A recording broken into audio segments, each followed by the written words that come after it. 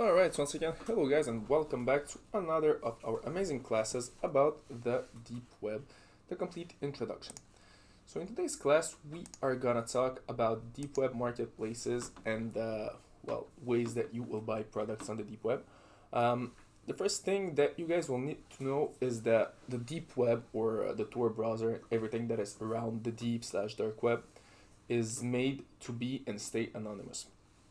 So the way that you are buying stuff on this kind of market is also made to be and stay anonymous.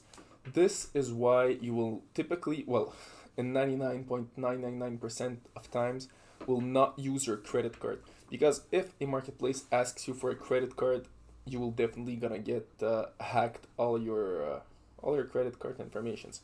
So never put any of your bank, credit card, or any information on any deep web marketplaces. On those marketplaces, you will use an anonymous way of paying for the goods that you are buying. Let's say you are buying a television on the deep web.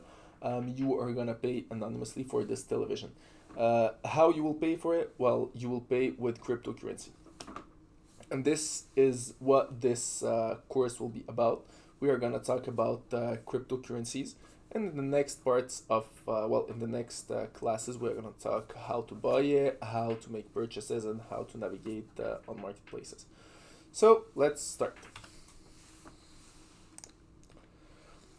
So as I said, what's a cryptocurrency?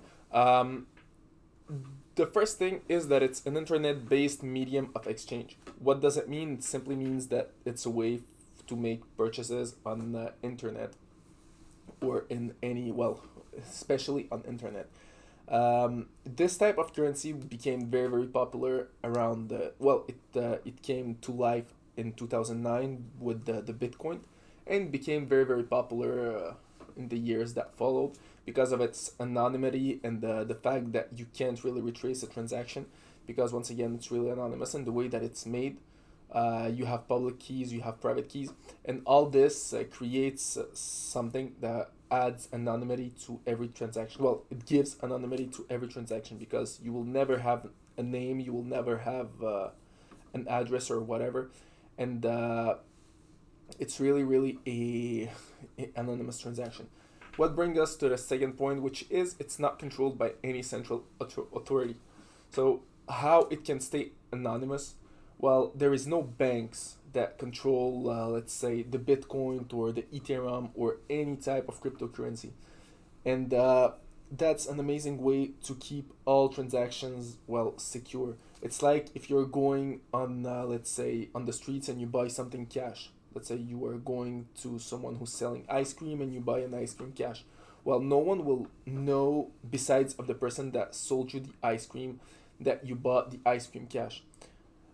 Well, that you buy an ice cream. But if you go, let's say, and you buy this ice cream with a credit card or with a credit card or a debit card, well, it's gonna leave a trace on your bank statement, and it's gonna say that, oh, you made this transaction that day. But when you're buying with the cryptocurrency, there is no bank statement. There is there is nothing. It's like paying for something cash, to a seller that you don't know and he doesn't know you. So it's really, really anonymous, and it's really about numbers. You don't know the seller don't know you.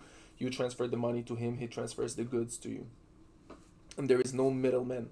This is the beauty of cryptocurrency, and buying with the use of cryptocurrency. This is why, as I said, it's completely anonymous, and there are ways to retrace transactions, but once again, it's very, very hard to retrace because it's on the blockchain technology.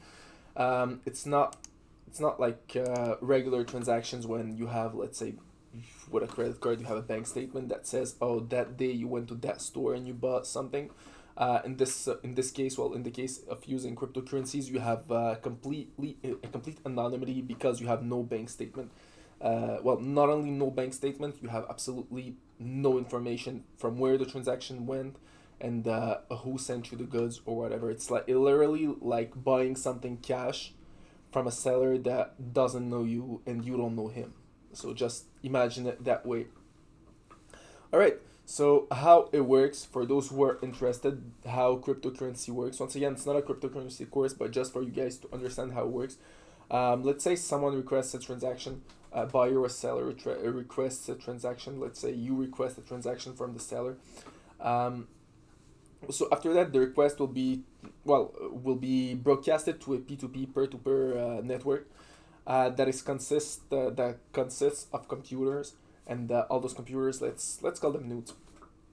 After that, this network will complete the transaction, and the blockchain technology is how can I explain it? It's really, let's say, imagine blocks. The way it's built, imagine blocks one after the other, and you can't change, let's say, one block without changing all the blocks before him. So this creates the security of the transaction, and that this could not be hacked. Well, it's very difficult to hack a blockchain technology since it's a new technology, and once again, it's very hard to retrace all the transactions because of this. Because as I said, it's really, well, you can see it as blocks, but once again, it's very complicated to understand. And finally, at the end of all this process, well, transaction is completed. Usually, transactions that involves cryptocurrency will take, well, they are almost instantaneous. They are made in the second. Like, let's say you make the transaction and it takes 1 to 2 seconds to complete the transaction. So once again, it's very secure, and so as I said, there is no, well, there is always a certain risk involved, but in our case, let's say you are staying on the light side and you are buying stuff like television or, let's say, computers or whatever on the deep web. There is no risk for you guys to, well, to have any problems with the cryptocurrency use. The only risk that I know it's not really associated with buying or selling stuff is, let's say you buy the cryptocurrency and you keep it. Since it's very volatile, it's not always a good idea to do, because once again the price fluctuates a lot, and it can go really high at the same way that it can go really low. So you can lose or win a lot of money. But once again, it's not a risk that is associated with buying stuffs on the deep web. So right now you know how it works, and you know what's a cryptocurrency.